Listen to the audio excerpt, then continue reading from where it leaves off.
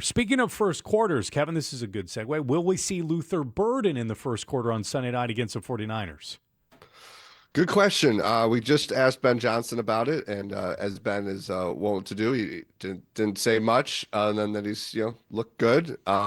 The fact that Luther Burden was on the practice field Wednesday, I think, is a great sign. We'll see what kind of game status he is given today, and maybe this is one of those things, Judson. We're getting that extra day by playing on Saturday and then playing Sunday night, hopefully helps someone like Burden. But I think the fact that he was out there on Wednesday, you'd love to think that at least you could get a package of plays for him in the game on Sunday night. What would it take for us to see Rome Odunze or Kyler Gordon? How much longer would they have to play for each of those guys, would you guess? And that's a very difficult question, but still worth asking.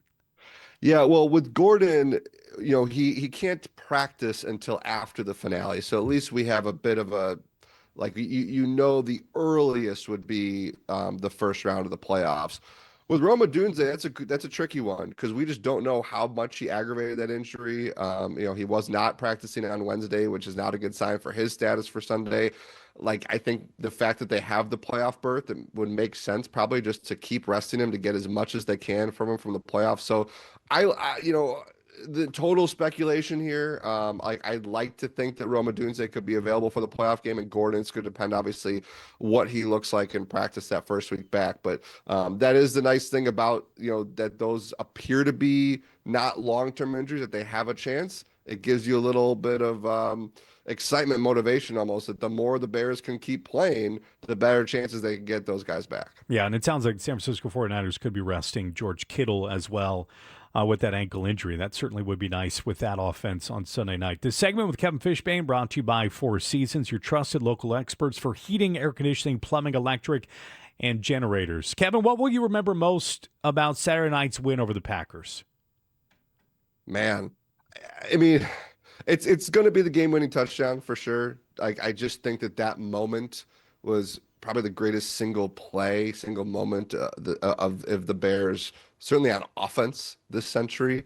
You can go back to some Devin Hester returns, and you can go back to some great plays on defense. But I just think a throw, that's probably number one. The tying touchdown, Jade Walker, might be top 5, top 10 as well in that same time span. But I just think to end the game the way they did against that team in that environment on that throw from that guy to that guy, from Caleb to DJ, and for DJ Moore to catch the ball on that kind of pass. That is just a moment that is going to be indelible, I would imagine, for anybody who was in the building, anybody who was watching that game for a very long time. How much of it do you think was a moment of growth for a number of different reasons between Ben Johnson and Caleb Williams? Yeah, it's funny because I got a question in my mailbag this week about the deep ball, and it's just not. It hasn't really been a big part of this offense. It wasn't really a big part of the offense in Detroit with Jared Goff. Caleb Williams has been somewhat erratic when he's thrown it deep this season. And to have that happen on a deep ball, to be that accurate in that wind, in that time of the game, in that moment, I think is big for everybody involved. Ben Johnson told us today he loved that was a play that they worked on in practice, and it was identical to the way it looked in the game. So it gives these guys kind of that proof of concept that, hey, these coaches obviously know what they're doing. Now they need that at this point in the season. And to hit a play like that is big. DJ Moore said he knew once he got out there, he was going to have that favorable matchup. So I think for a lot of different reasons, that was just a really special moment for all those guys to see what they're capable of. And if you look ahead, Judson, for San Francisco on Sunday night, that's a 49ers team that has not rushed the passer very well this season. Right. Obviously, a lot of injuries is a big reason for it. Could that create some opportunities for Caleb Williams to maybe hit on another deep ball? Get Luther Burden. If you get Luther Burden back, there's that guy who can maybe take the top off of defense. So, yeah, there's a lot of reasons to think that was a really, just a monumental moment for everybody involved in the offense. Does Caleb's clutchness make him a slow starter? It's interesting. I'm not sure if it makes him a slow starter. I think that you feel like he needs to get I use the baseball analogy. It's like I'd like to see him go throw a first inning before he takes the field to throw his first inning. Or he's kind of, like Phillip Rivers, like, yeah, I look forward to getting hit. Like the punched in the mouth analogy, but it almost feels like he needs adrenaline in some capacity to get going as opposed to almost a sleepy start we've seen a little bit for him early on in games. Yeah, well, what's so interesting about that Packers game is it was one of their best opening drives in a while until 4th and 1. That's true. And you could even argue until 3rd and 1, which led to 4th and 1. So, you could sit there and be like, man, if they had not called that play on 4th and 1, or if they were not in that 4th and 1, we would probably be talking about that. The entire game trajectory probably changes. So, I wonder if that was possibly something, actually it's funny, I'm saying this right now. Ben Johnson was just telling us he doesn't really believe in momentum game to game. Every game's its own story, but you saw a pretty productive opening script. But, Ben has said before that there are quarterbacks that might need a couple quick passes, easy completions to get going. He doesn't think that Caleb is necessarily that guy, but we have obviously seen when the lights are brightest, he turns it on. Here, how about this? Sunday night, NBC, Sunday night in football in America, you're playing a really good 49ers team. The 1 seed is still technically going to be in play by kickoff, no matter what happens in Seahawks, Carolina. Maybe that's the type of thing that if you're kind of, that juice that could get Caleb going. But I did think the first drive against Green Bay was promising. But yeah, I mean, obviously this is something also for the offseason, trying to figure out what are the things he does so well in the fourth quarter that we could try to emulate earlier in games. And I think their biggest lull may be the second quarter, right? Well, they haven't done a great job during this stretch of what Ben Johnson calls the middle eight, which is the final 4 minutes of the second quarter, first 4 minutes of the third quarter. They've really had some struggles there. Earlier in the season, they were doing a really good job taking advantage of that. That was one of those things that Bill Belichick's Patriots teams were so good at finding a way to score at the end of the half and get the ball in the third quarter on those games that they deferred. So that has been an issue. It's been a funky roller coaster, Judson, because I think that as much they've been brutal on their opening drive, haven't scored on their opening drive, I believe, since Cincinnati. Their second drive of the game, they've actually been pretty good. And then third, fourth, fifth, then it kind of goes back into this lull. But yeah, I think those are things that they're all trying to figure out, get corrected. You'd like to think with a run game as successful as they've had, that they'd be better early in games when you are able to rely on that run more easily when the game is kind of in that format. But yeah, they just during this stretch, it's really been a team that does well usually in the second drive of the game and then can kind of pour it out in the fourth quarter. He's Kevin Fishbain of The Athletic. Kevin, is this a bad defense or have they made their way towards being an average defense? Over the last 6 weeks or so, they were actually in the upper half of the league, I believe, in a lot of defensive metrics, which is a good sign. We know that they've been obviously incredibly opportunistic. They lead the league in takeaways, but they still can't rush the passer. What's amazing about that not rushing the passer stat is one of the best defensive performances this year was in Philadelphia. They hit Jalen Hurts once that entire game. So they're finding ways to, and it goes to the situational defense, right? Third down, red zone, taking the ball away. They're really good at those things, which I feel like mitigates a lot of the struggles they've had in terms of giving up a lot of yards per play, giving up a lot of yards through the air, on the ground. I mean, you saw what Green Bay was able to do at times. You've seen what some of these other teams do.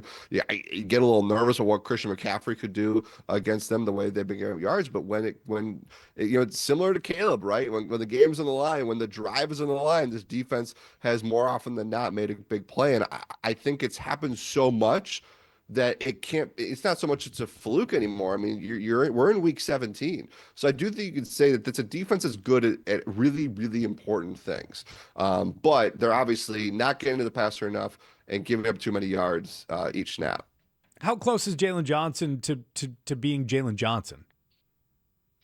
Yeah, I wonder how much of this, look, they have this great benefit of, if we need to give Jalen Johnson a spell, oh, look, here's Tyreek Stevenson, who's a really good player, who I think before he got hurt earlier in the season was playing at a Pro Bowl level.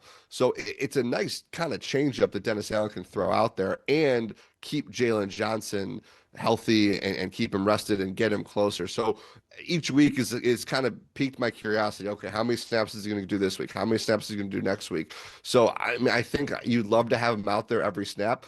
This week, there isn't that top wide receiver on San Francisco where you're really thinking, gosh, we would love to have Jalen Johnson just shadow this guy Right. all game long, right? So, shoot, when they get to the playoffs, if they play Green Bay, is that something they look to do against a Christian Watson or Jaden Reed?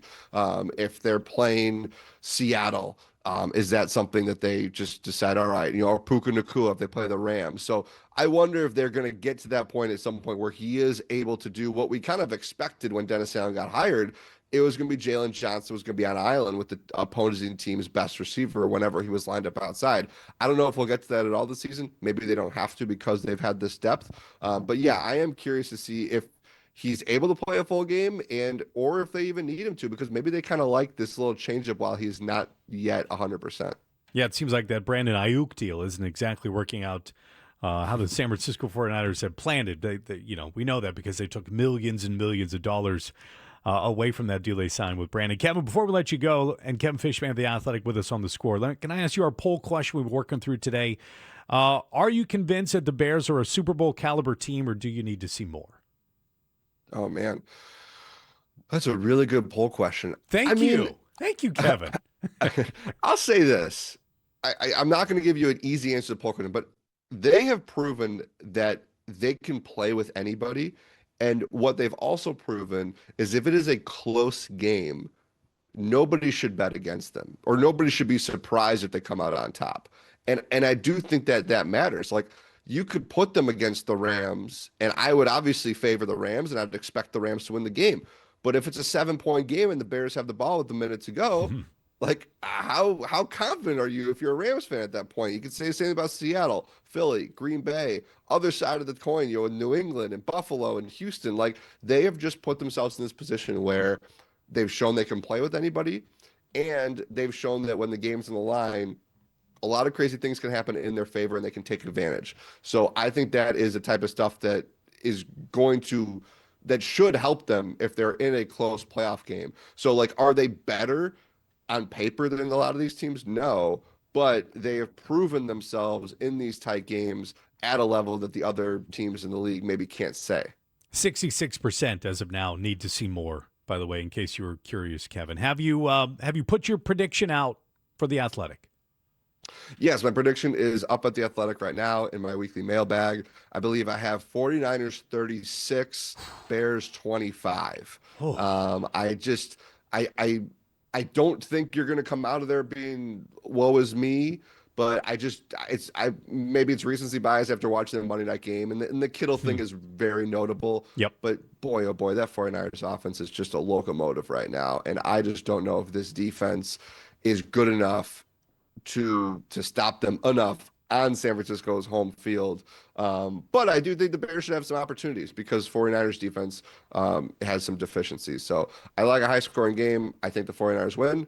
I should note that, I picked the Eagles to win on Black Friday. So, like, I mean, what does any of us know at this point with this team? Nothing would surprise me, obviously, on Sunday night. It is also important to note no Layla, no Marshall, no Grote, yet Kevin Fishbain. He is here. Kevin, really enjoyed it. Always enjoy your work. Thanks so much for your time today. All right. Thank you. Take care.